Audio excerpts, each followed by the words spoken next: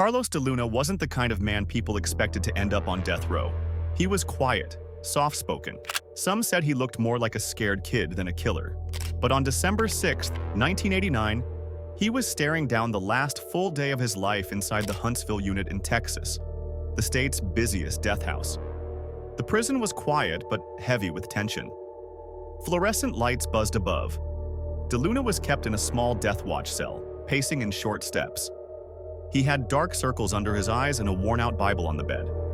Every so often, he would look up, as if trying to understand how it all came to this. Outside the prison, a different scene unfolded. Protesters held signs, "Don't kill an innocent man," while others shouted "Justice for Wanda," referring to the victim, a gas station clerk, Wanda Lopez, who was brutally murdered 6 years earlier. The air was thick with arguments, emotions, and doubts. Texas was preparing to kill a man, but some believed the wrong Carlos was about to die. The countdown had begun, and Carlos DeLuna knew it. Inside the cold walls of the Huntsville unit, Carlos DeLuna knew time was slipping away. He wasn't crying or yelling, but there was one thing he couldn't stop saying. It wasn't me. It was Carlos Hernandez. That name had haunted the case for years. Carlos Hernandez, another man from the same rough Corpus Christi neighborhood. Same first name, same look, same bad reputation. DeLuna claimed Hernandez was the real killer of Wanda Lopez, not him. But few believed him back then. On his final day, DeLuna spoke softly with the prison chaplain. They prayed together, hands folded, heads down. He told the chaplain he had made peace with God, but not with the justice system. His last conversation was with his sister, Rose, over the prison phone. She told him she loved him. He told her to keep fighting. When offered his last meal, DeLuna declined. Not because he didn't have a favorite food, but because his stomach was in knots. He couldn't eat, couldn't rest, just paced the floor quietly, whispering under his breath, "They're going to kill the wrong man," and no one was listening. Carlos DeLuna was born in Corpus Christi, Texas, a coastal city known for its oil refineries and tough neighborhoods. His early life was anything but easy. His father walked out when he was little, leaving his mother to raise Carlos and his siblings on her own. They lived paycheck to paycheck, if a paycheck came at all.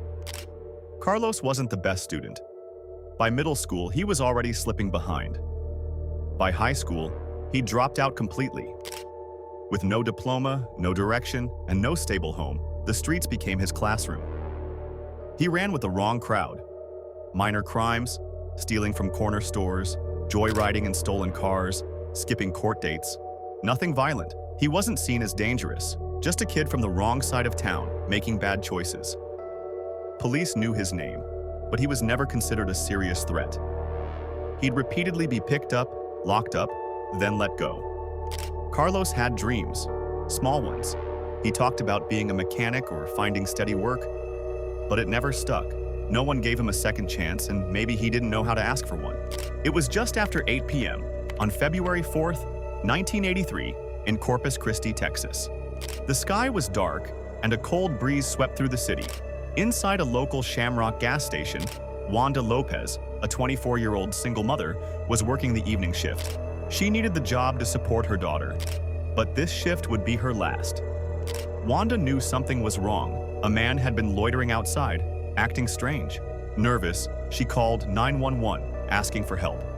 On the recording, you can hear her say, "He's here, I need help." Moments later, you hear her scream. She was stabbed multiple times, brutally. She fought back, trying to get out the door, but collapsed in a pool of blood. She died minutes later. A witness saw a man running from the scene. He had no shirt and was acting suspiciously. Police quickly flooded the area. A few blocks away, Carlos DeLuna was found hiding under a pickup truck. He had no weapon, no blood on him, but he matched the vague description. At the police station, DeLuna sat in a cold, bright interrogation room. Officers grilled him with questions. "Why did you run? Where's the knife?" DeLuna didn't have answers they wanted to hear. He admitted he had run because of past trouble with the law. He'd been arrested before for things like trespassing and fighting, but he insisted he didn't hurt anyone. Then he dropped a bombshell. It was Carlos Hernandez. "He looks just like me. He's the one with the knife. He did it." But instead of investigating Hernandez, the police brushed it off. They called Hernandez a made-up person, or said he wasn't connected.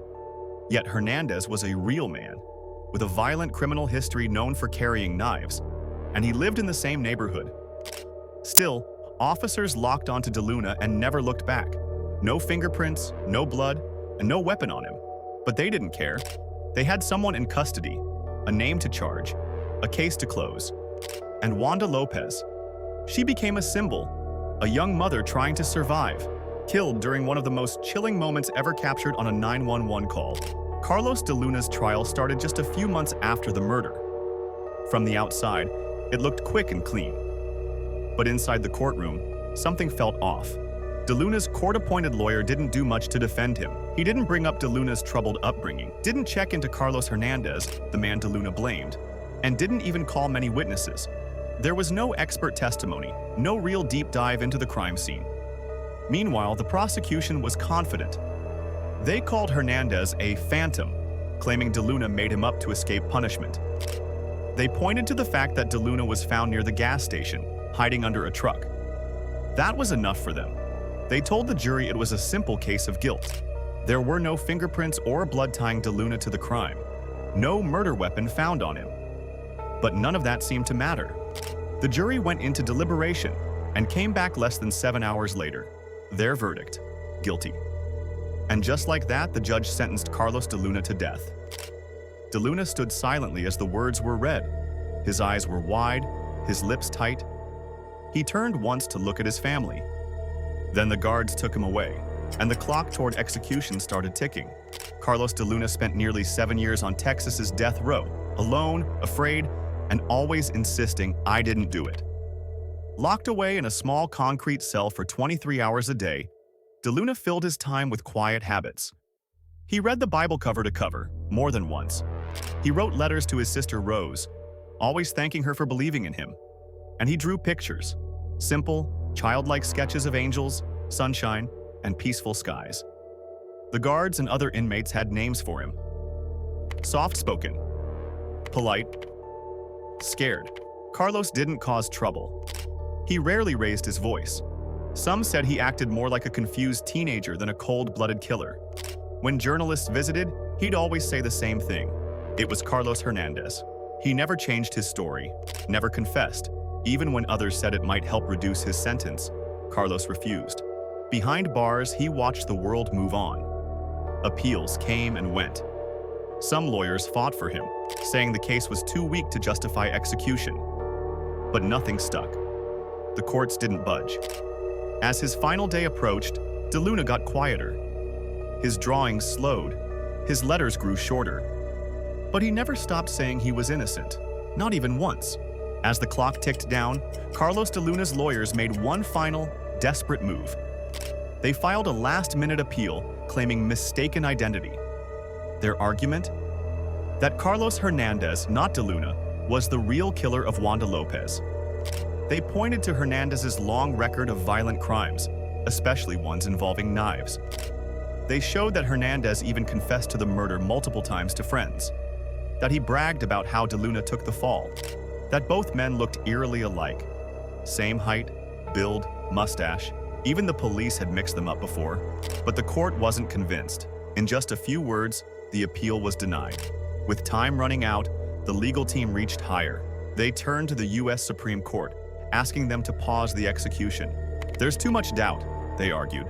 You can't take this man's life if you're not 100% sure he's guilty. But the answer was the same. Request denied. No more chances, no more hearings, no more delays. The state of Texas moved forward. Carlos DeLuna's execution was officially scheduled for 12:01 a.m., December 7th, 1989. It was just past midnight, December 7th, 1989, at the Huntsville unit in Texas. Carlos DeLuna, dressed in white, was led from his holding cell. Guards on either side, no cuffs, just calm instructions and a clock ticking louder than anything else. He did not fight. He did not cry. He walked on his own, head slightly bowed. Behind the viewing glass, his sister Rose pressed her hands together. She was the only family who came. Her eyes were red. She didn't look away. Carlos lied down on the gurney. Straps were secured across his arms and legs. An IV was inserted.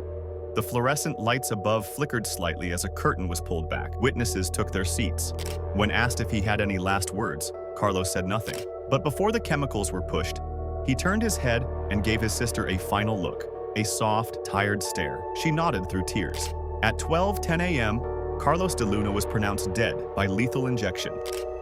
Outside, the crowd began to drift away, some in anger, some in silence. Years passed after Carlos DeLuna's execution. The world moved on. But some people couldn't forget. In 2012, Columbia Law School released a shocking report titled The Wrong Carlos. Led by Professor James Liebman, the investigation dove deep into DeLuna's trial. And what they found left people stunned. Their conclusion? Carlos DeLuna was likely innocent. The report uncovered that Carlos Hernandez, the man DeLuna blamed, did exist. He wasn't a made-up name or phantom, as the prosecution had claimed. In fact, Hernandez had a long record of knife-related crimes, including bragging about killing a woman at a gas station. A photo surfaced of Carlos Hernandez holding a knife, laughing. He even told friends they pinned it on the wrong Carlos. But back in 1983, no one followed up. No deep investigation, no fingerprint match, no comparison of shoe prints. It was a rush to judgment, and DeLuna paid the price. Despite the new evidence, Texas never reopened the case. No official apology, no statement from the governor, just silence. Carlos DeLuna's name now stands beside other troubling stories in America's death penalty history. A warning about how the system can fail. He may have been poor, uneducated, and powerless, but he was also a human being. And maybe, just maybe, an innocent one. So now we ask you, was Carlos DeLuna a scapegoat? If stories like this make you think twice about justice, if you believe in truth, even when it's uncomfortable, subscribe, like, and share. Because the next story might be even more haunting, and it might still be unfolding.